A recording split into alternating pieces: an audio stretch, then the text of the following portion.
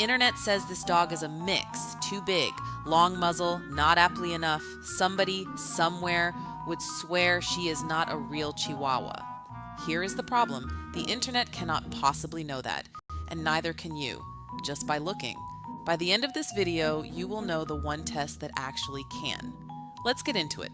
There is a checklist going around. 10 signs your Chihuahua is secretly a mix. It is everywhere, and it is making good owners panic over nothing.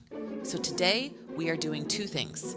First, we are taking that checklist apart, sign by sign. Second, I am going to show you the only thing on earth that actually answers the question. Because here's the truth this whole video comes down to.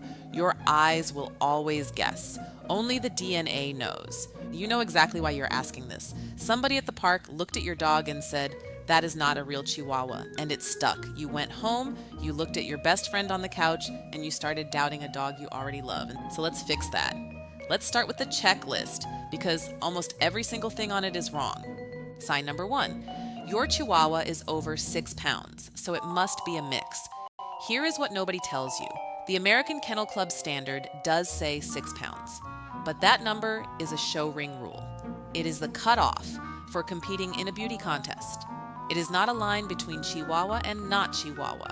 Plenty of purebred Chihuahuas walk right past 6 pounds. This is Callie, 7 pounds, over standard, and every ounce of her is Chihuahua. Size tells you how much dog you are holding.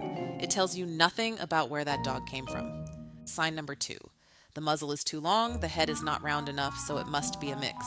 The standard does prefer that round apple dome head and a short muzzle, but head shape inside this breed is all over the map, and it is supposed to be. Watch this.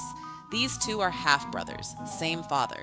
Both have the textbook near 90-degree stop, and they look nothing alike. Cody has the shortest muzzle in the house. Bodie's is noticeably longer. Same dad, same breed, different faces. A longer muzzle is a feature, not a confession. Sign number 3. The ears fold over or flop, so it must be a mix. This is the weakest sign of all of them. Chihuahua puppies are born with soft, floppy ears. They usually stand up somewhere between 8 weeks and 6 months on their own schedule. Yes, the standard wants big erect ears, but a soft ear on a young dog or a slightly lazy ear on an adult proves nothing about ancestry. Ears go up when they are ready. Judge later, and even then, do not judge ancestry from an ear. Sign number 4. That is a weird color for a Chihuahua, so it must be a mix. The breed standard has 3 words for color. Any color, solid, marked, or splashed. That is one of the most open color rules in any breed. Color almost never proves a mix. Now there is one pattern called merle that breeders argue about, and that is a real and separate conversation about ethical breeding. But even that is a breeding debate, not a mix detector. So a surprising coat does not make your dog a mix. It makes your dog interesting. Sign number 5, the legs are too long and lanky. Same answer. Leg length and build vary inside the breed. The older deer type Chihuahua is naturally leggier.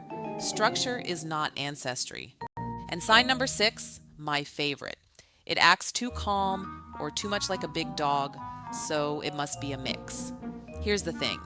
A DNA test cannot even reliably predict behavior. So you definitely cannot run it backwards and guess ancestry from personality. Your dog being weird is not evidence, it is just Tuesday. Which brings us back to the dog from the very beginning. By the checklist, she is a mix. Over 6 pounds, longer muzzle, not the roundest head in the house. The internet would flag her in a second. And the checklist would be wrong because the checklist is guessing. Every item on it describes a purebred trait that also happens to show up in mixes. That is not a test, that is a horoscope. So if looks cannot answer this, what can? There are 3 real ways to answer this, and they are not equal. Tier 1, papers. Registration only tells you what a breeder wrote down. Purebred dogs are often unpapered, and papers can be faked. Helpful context, not proof. Tier 2, meeting both parents. Better. You get to see the family, but you are still guessing from looks and trusting a stranger. Tier 3, the only one that actually knows. A DNA test. It is a cheek swab you do at home in 30 seconds. The 2 worth looking at are Embark and Wisdom Panel. Both read hundreds of breeds. Both are genuinely accurate for the main pieces of a dog's ancestry, and results come back in about 2 to 4 weeks.